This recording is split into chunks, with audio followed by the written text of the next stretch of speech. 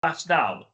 Primeiro, eu vou mostrar algumas medidas estatísticas descritivas, que são usadas também para representar os dados. E depois vou falar um pouco mais de algumas dicas, mas já vim falando sobre essas dicas aí, para a escolha adequada dos gráficos, né? Já fui explicando os próprios gráficos aí. Bom, além de representar os dados por meio de estatísticas, né, de tabelas de frequência e de gráficos, né, uma forma de representar dados, especialmente dados quantitativos, é você usar algum tipo de medida de estatística para descrever, para resumir aqueles dados, né? Que seria o caso das estatísticas descritivas, né?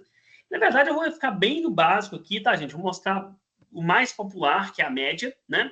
E também mostrar a medida de dispersão, que vai ser o desvio padrão, né? Então, para que serviria isso, né? Então, vou pegar no questionário. No questionário, a gente tem aqui várias perguntas e praticamente todas elas usam escalas de concordância de 1 a 7. Então, imagine que eu tenho que fazer um gráfico para cada variável. Qual que seria o problema disso? Primeiro, eu vou ter um monte de gráfico. Segundo, que eu vou ter dificuldade para comparar os resultados. E vai acabar perdendo a visão do todo, né? Então, o que é muito comum fazer em dados como esses aqui, né? Você costuma resumir esse dado quantitativo e apresentar de maneira mais objetiva, né? Então, o que seria um exemplo convencional, bem básico para representar esses resultados? Eu vou pegar as notas de 1 a 7 e vou calcular a média das respostas que eu obtive, né? Então, por exemplo, aqui na base de dados, né, a gente tem aqui as notas de 1 a 7, começa aqui no X1. Eu pegaria cada coluna dessa e vou calcular uma média, né? E vou representar esse resultado, por exemplo, por médias, né? Então, vou mostrar um exemplo aqui, né? Primeiro, eu vou mostrar com uma tabela dinâmica. Vou criar a tabela dinâmica novamente, vou criar uma nova tabela dinâmica na base de dados. E agora vou inserir essas variáveis aqui, ó, que são x1, na verdade, eu imagino que eu vou fazer até um negócio diferente, que eu vou colocar o x1 aqui, x2.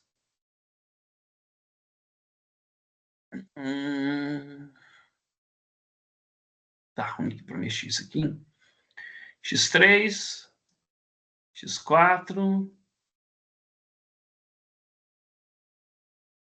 X5. Vai até o X12, né? Então, vou colocar todas as variáveis aqui até o X11. Então, X6, X7, X8, X9, X10 e o X11.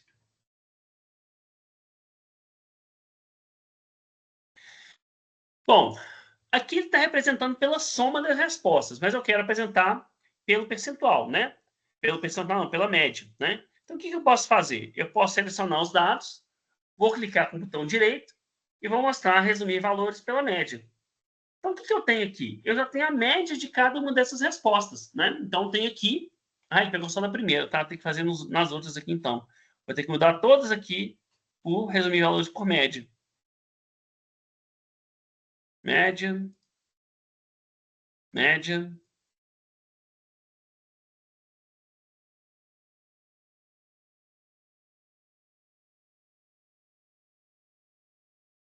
Média.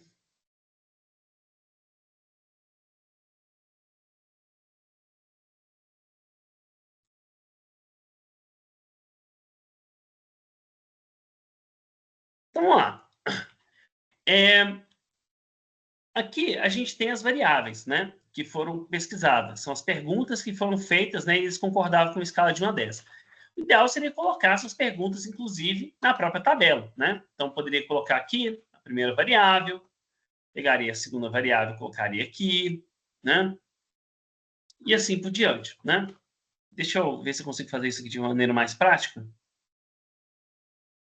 Fazer tudo aqui de uma vez.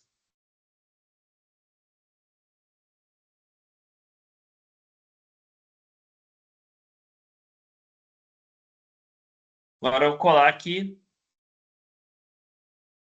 não aceita copiar. Tá, vou fazer de outra forma. Vou copiar e colar no outro campo aqui, ó. Então, aqui já tenho as variáveis. Então, o que é interessante aqui desse resultado, né? Eu já teria aqui a média de cada uma das alternativas. Por exemplo, vou até dar um destaque aqui, colocar uma formatação condicional, fica mais fácil de ver. Vou colocar uma barra de cor, mais alta, mais verde, né? Então, aqui a gente já vê as perguntas onde tem uma grande concordância e tem baixa concordância. Então, a gente vê aqui que a pergunta 1, que é a pergunta, eu costumo tentar coisas diferentes, as pessoas me procuram com frequência, sobre informações de produtos, amigos me procuram para pedir conselhos, quando vejo produtos na loja, costumo comprar, gosto de experimentar novas marcas antes dos meus amigos, né?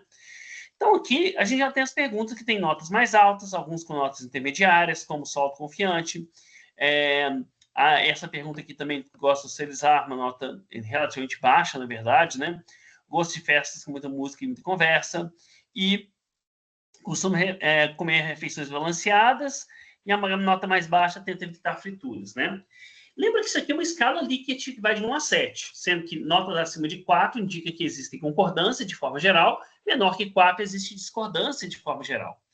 O que esse primeiro dado aqui nos mostra? Ele já nos mostra algumas tendências interessantes. Eu consigo ver esse resultado aqui e ver, por exemplo, que são poucas as pessoas dentro desse público, a tendência é que eles discordem de ter uma alimentação, eles não estão buscando uma alimentação saudável, né? Então, eles tentam evitar frituras, eles normalmente discordam disso, né?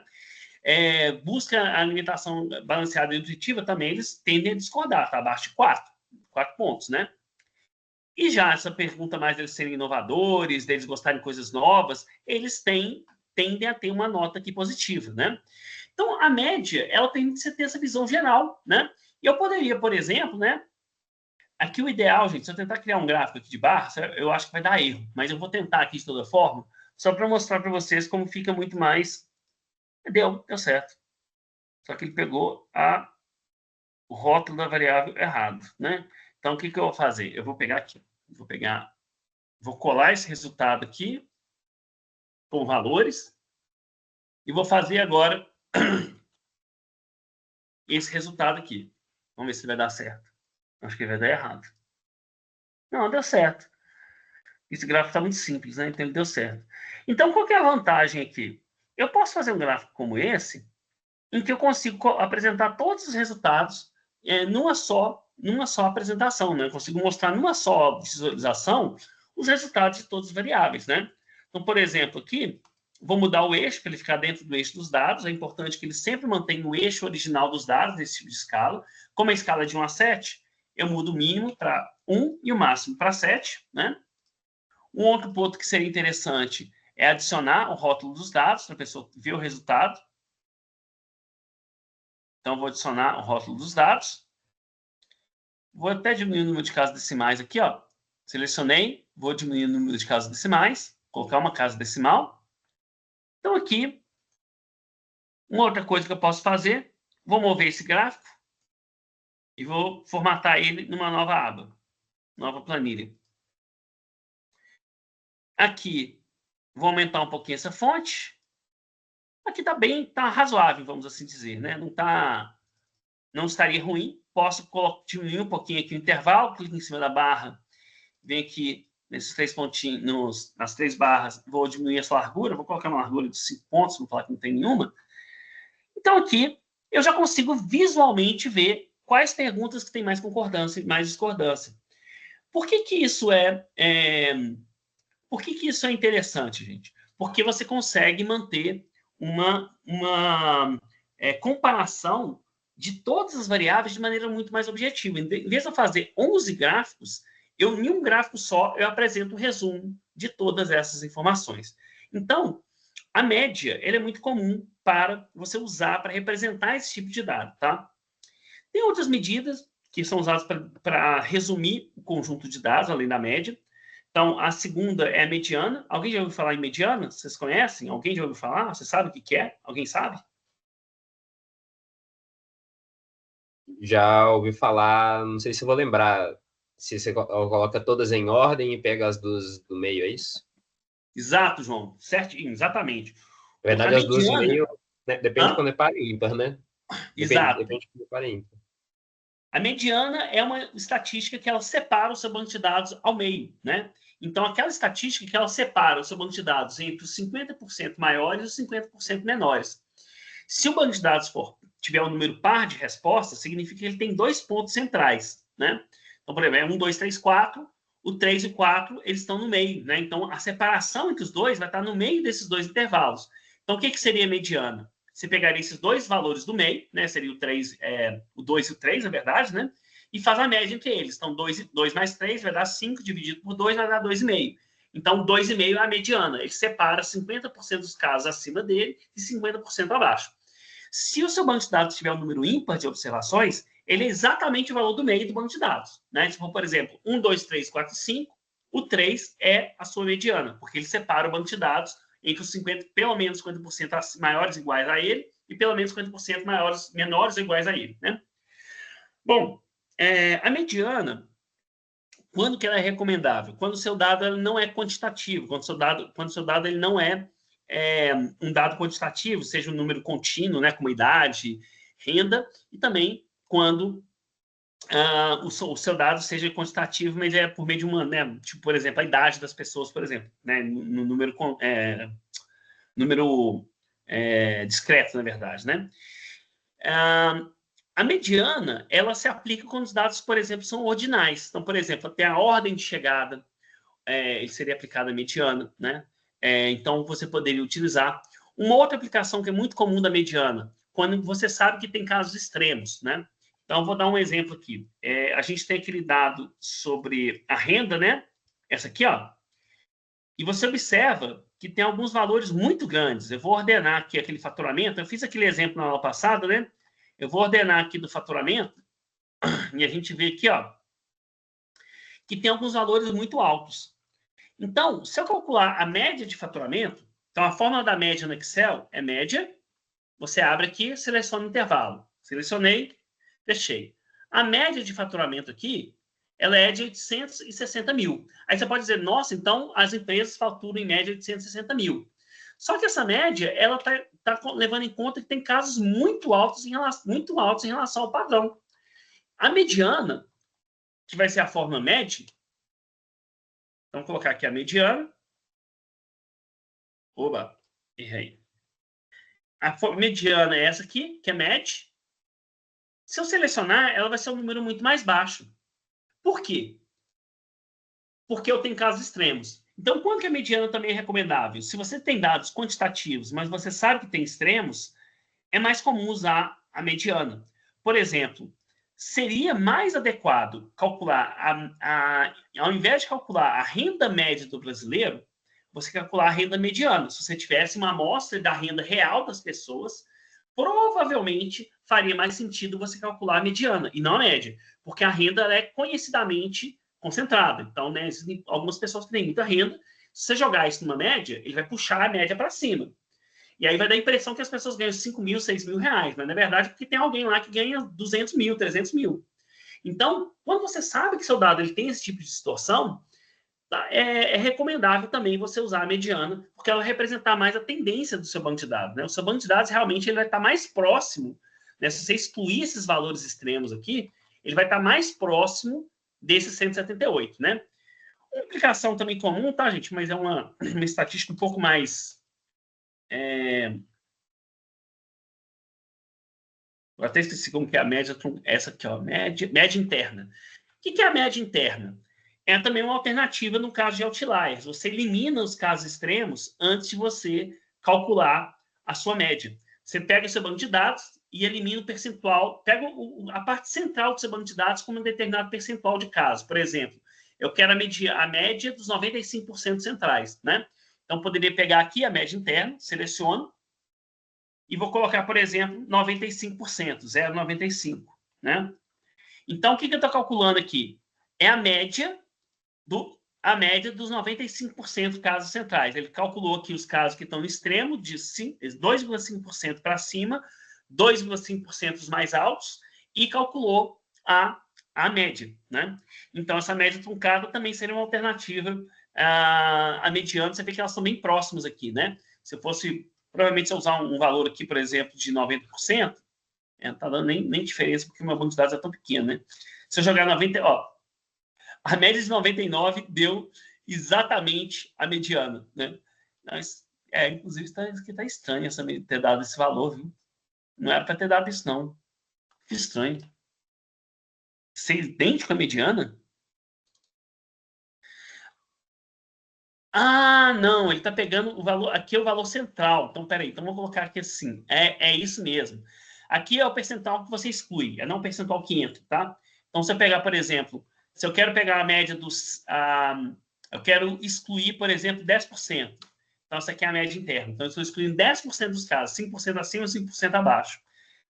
Se eu quiser excluir se eu quiser pegar 95% central, tem que colocar 0,05. Estou excluindo 5% maior, 5% menor. Nesse caso, como eu tenho pouca lá, a minha base é muito pequena, ele nem está dando diferença, né? Normalmente, com base de dados grandes, você normalmente usa 90% ou 95%, ou seja, jogaria aqui 0,05 ou 0,10, né? Aqui, talvez, 0,10 seria um resultado razoável para esse tamanho de banco de dados, mas ainda assim, você tem que ter uma distorção, né? Então, mas ela ainda teria, como esse dado é muito distorcido, talvez eu teria que até eliminar um número maior aí de casos dessa minha amostra, né? Bom, temos a mediana, né, que pega os valores centrais, que você pode usar para dados ordinais, ou no caso de você ter dados extremos. E temos, finalmente, a moda, né? A moda, gente, nada mais do que o valor mais frequente no banco de dados. Assim, praticamente você não apresenta esse resultado, ele não tem muita utilidade, né? Qual que é a resposta mais frequente? A não ser que seu dado realmente seja qualitativo, né? Seja assim, qual a marca refrigerante mais citada? Aí você pode calcular a moda. A moda é Coca-Cola. Então, é a mais citada, né? Tirando isso, é muito pouco usado a moda, tá? Que seria basicamente você pegar a resposta mais frequente e essa é a moda, né? Ok. Uma outra medida que é comum em pesquisa de mercado e que pode ser relevante a gente utilizar é o desvio padrão, né? O que o desvio padrão vai representar?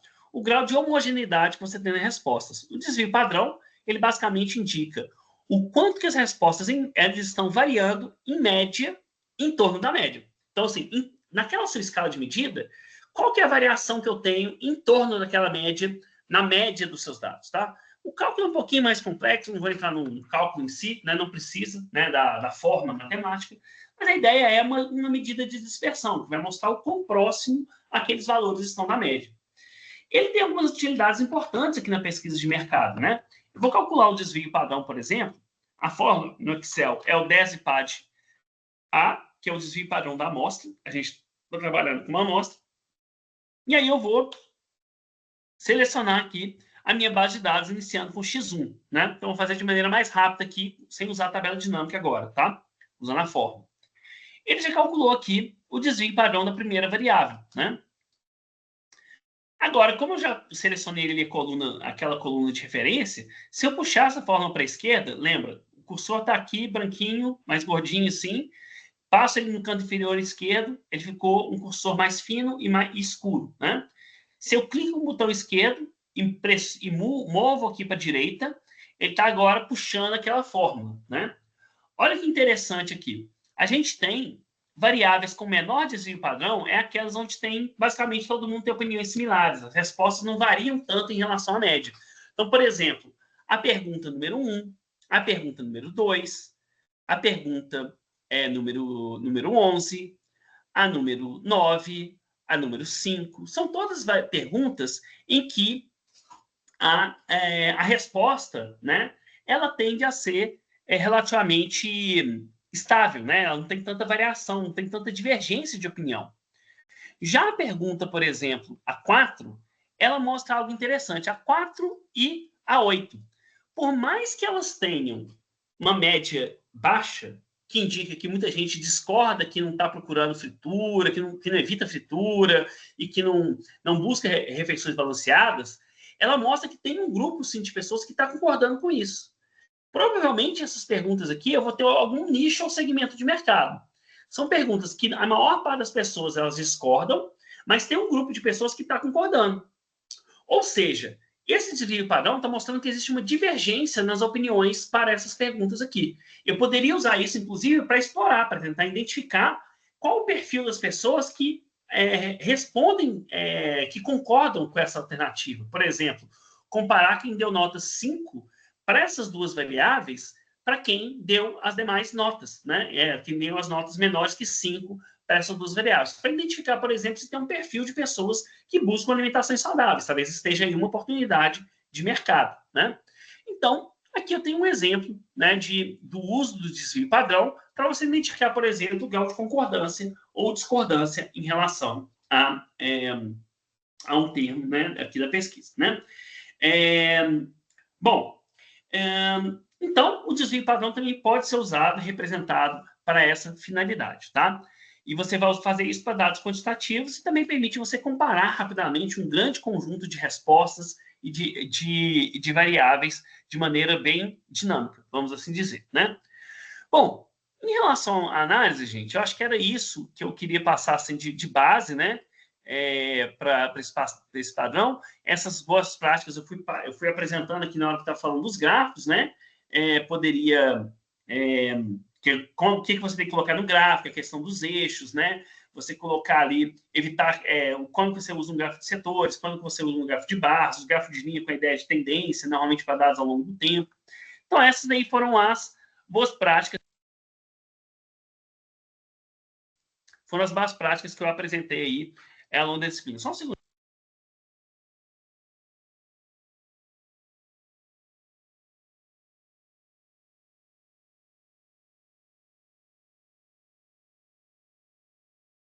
Então, essas aí são algumas desses pontos que eu falei sobre as boas práticas, né? Bom, feito isso, gente, o que seria agora, então, nessa segunda parte da aula? Seria uma parte realmente para a gente para eu ajudar vocês no trabalho de vocês. Vocês já começarem a pensar na análise de dados. Então, como vai funcionar esse horário aqui e também a próxima aula, tá? A próxima aula, eu vou dar uma primeira parte da aula focada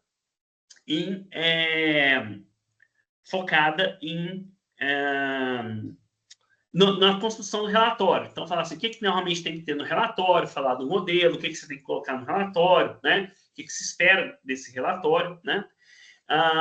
E na segunda parte da aula, vocês também vão trabalhar na análise e na construção do relatório. Tá? Então, é importante na próxima aula, cada equipe, se puder, né?